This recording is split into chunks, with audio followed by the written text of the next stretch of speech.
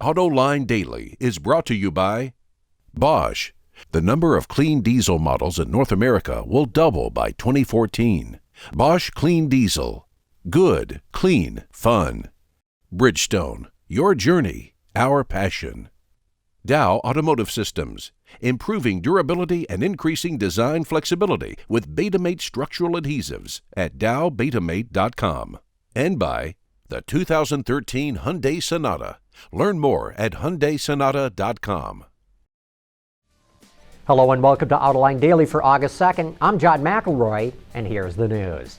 General Motors reported its second quarter earnings, and it was a fairly weak performance.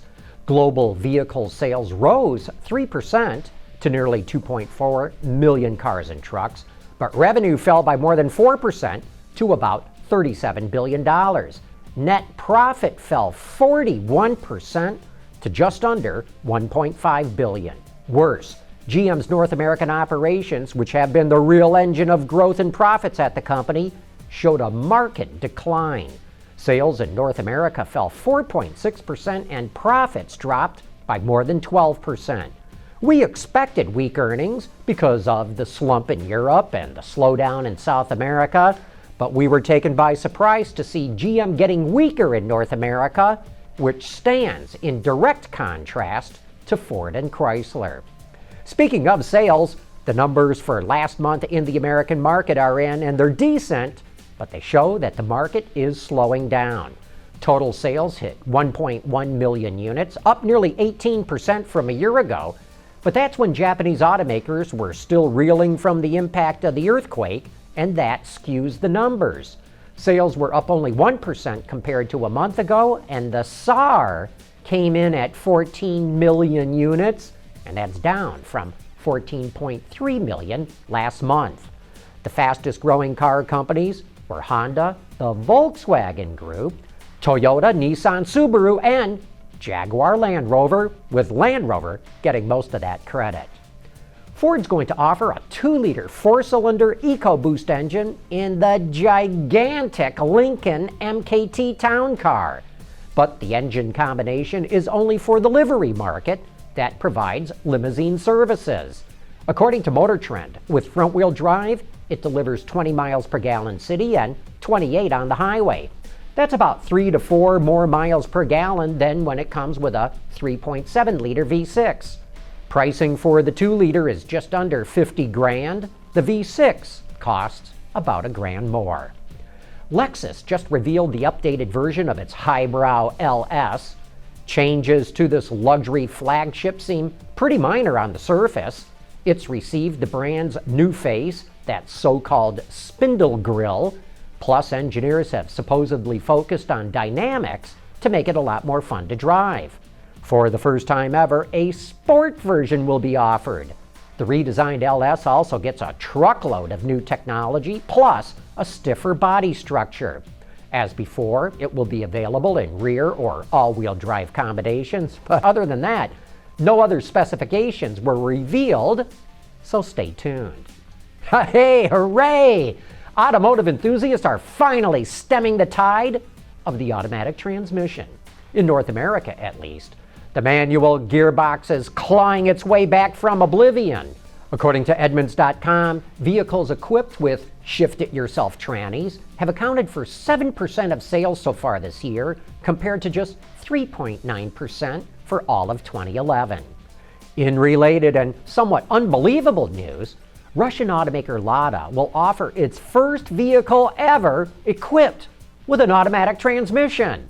Ward's Auto reports that the Granta low-cost sedan will go on sale in the country later this year, and it's going to get a 4-speed automatic from Jatco.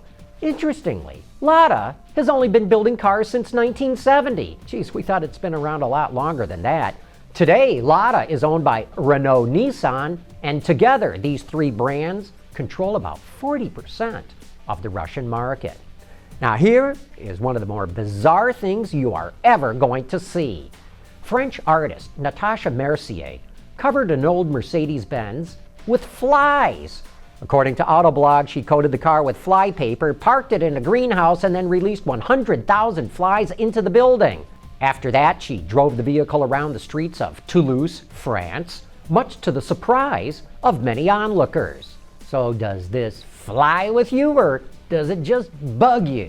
Sorry, I couldn't resist. I'm Andrew Justice on a hot day in Grand Haven, Michigan, getting ready to show you a hot car.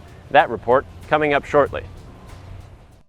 Clean diesel models in North America will double by 2014. Why? Higher take rates, lower cost of ownership, longer range and better fuel mileage, lower CO2 emissions. Clean diesel, good, economical, functional. Bosch, invented for life. It is a perfect summer day, and what better place to spend it than at the beach here in Grand Haven, Michigan. One of the best beaches in the country, the perfect place to see and be seen. And who wouldn't want to show up here in this 2013 Chevy Camaro ZL1 powered by a fire-breathing 6.2-liter supercharged V8 engine plucked straight from the Chevy Corvette. The ZL1 Convertible takes off where the ZL1 Coupe started earlier this year, in that we offer the 6.2-liter supercharged LSA engine at 580 horsepower and 556 foot-pounds of torque. It's a cavern carving convertible machine. We wanted to continue to offer that high performance that the ZL1 Coupe started with an open air feel. We don't compromise anything, although we don't offer the performance traction management because basically can't take the convertible onto a racetrack unless it has roll bars and so on, and we're designing this more for taking it out on your favorite hilly cavern roads, back streets of America, and be able to really tear it up.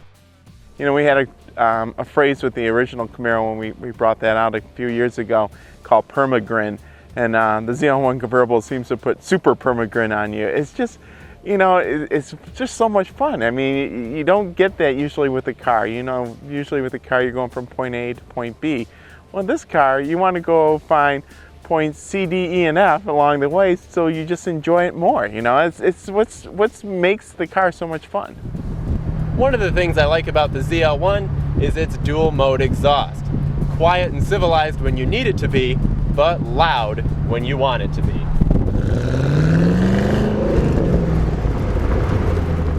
With the top down, you really get that great balance of supercharger whine and the active exhaust. It just really amplifies what a neat exhaust that is. And I'm also glad to say that we're offering it on the 1LE. In fact, you can get it on certain SS models, and we're going to be bringing it out on certain V6 models as well. So it really lights up the exhaust and really wakes up the car from an exhaust note standpoint. No matter what the color is, the ZL1 is a terrific car. It has more horsepower than some vehicles, costing twice as much as it, and no matter what day of the week it is, it will always leave you smiling. From Grand Haven, Michigan, I'm Andrew Justice for Autoline Daily. Chevrolet sure needs that ZL1 to bring more customers into the showrooms. For the last 2 months in a row, the Camaro was outsold by the Ford Mustang. Hey, tonight is a historical one for Autoline After Hours. Ed Welburn, the head of design for GM, is going to take us into the inner sanctum. He'll be giving me and the auto extremist Peter DeLorenzo a personal tour deep inside the design center. We're going to be bringing our cameras into areas that have never been shown before. Now, they're not going to be giving away any design secrets, but we are going to get into top secret areas. Be sure to tune in tonight starting at 6 p.m. Eastern Time. And remember, you can always catch all the action after that because we'll be rerunning that show at Autoline.tv. And that wraps up today's report. Thanks for watching. We'll see you tomorrow.